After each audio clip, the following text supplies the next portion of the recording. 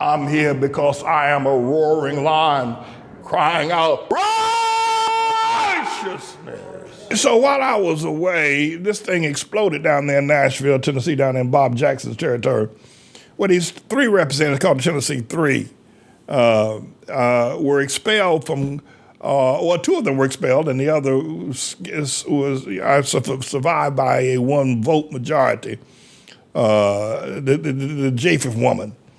But the two Hamite young men were both expelled from the Tennessee House of Representatives. I think one represented a district here. I think Justin Jones represented a district here, right there in Nashville, rather. And Justin Pearson, they're both named Justin, represented a district in Memphis, Tennessee.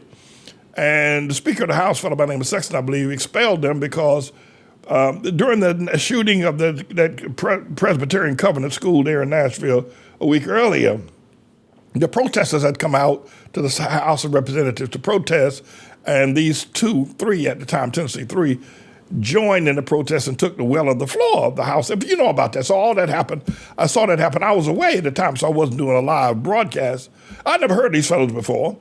And had they been expelled, probably none of us would have heard of them ever. I don't know, maybe they would have risen. I have to say this, I think that both of them represent a talent at speaking and understanding to some degree of the political process as well. I think they, for being 28 and 27 years of age, I think that's commendable that they're able to communicate their ideas as well as they are. And put thoughts in together. I think Justin Pearson perhaps is a little bit more loquacious than Justin Jones. Justin Jones is the guy, if you don't know who they are, the guy with the white jacket on. Justin Pearson is the guy with the Angela Davis, if you will, afro, or the Rap Brown afro, if you will, if you remember, want to go back that far.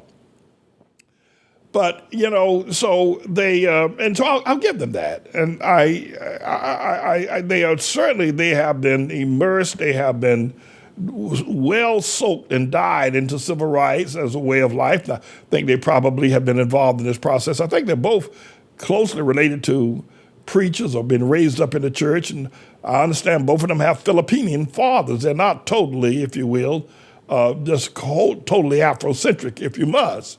They are, but they have a black mother, and they have the fathers are Filipino. Both of them, just strangely enough, and they're both named Justin. So I thought that was weird.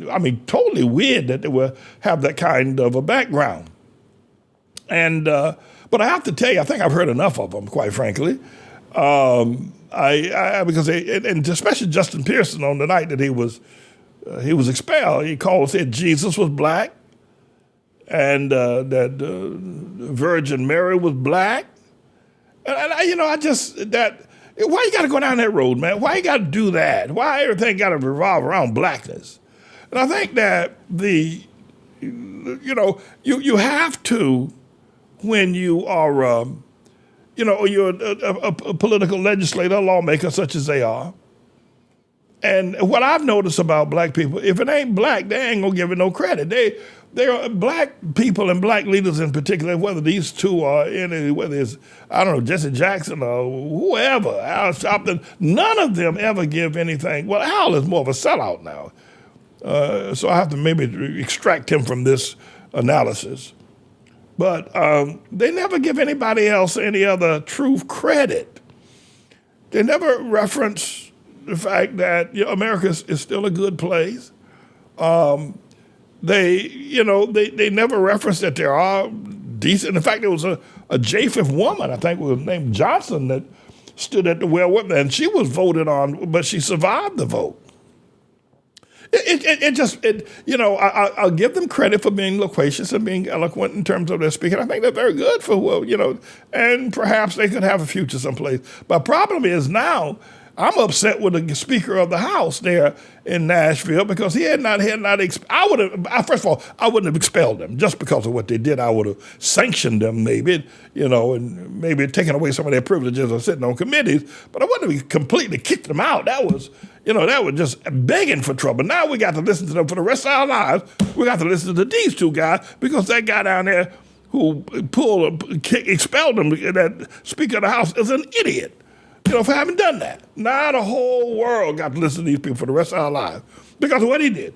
All they had to do was just say, okay, I'm going to, take you off committees. I'm going to sanction you or something like that. I don't know.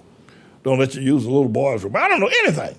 But he didn't know. So now everywhere you look, and the liberal tell, Lord have mercy, Jesus Christ of Nazareth. The liberal media been eating this rat than a rat. I mean, the liberal media been going to this story worse than black folk go to Golden Corral. I'm telling you, and white folk go to Cracker Barrel. I know that, did you? I know that, yeah. Black folk go to Golden Corral and white folk go to Cracker Barrel. Anyway, but Lord have mercy, they have been, and so I saw, Lord, I got this guy again. So I just turned the television off. I think I've had enough of them. But they may rise to prominence. You might see Justin Pearson running for president, something like that, running for governor of Georgia, running for senate or something. It's going to happen because they got all this free publicity. Everybody knows their name now. They were on Fox too, but Fox took it from looked at it from a different perspective.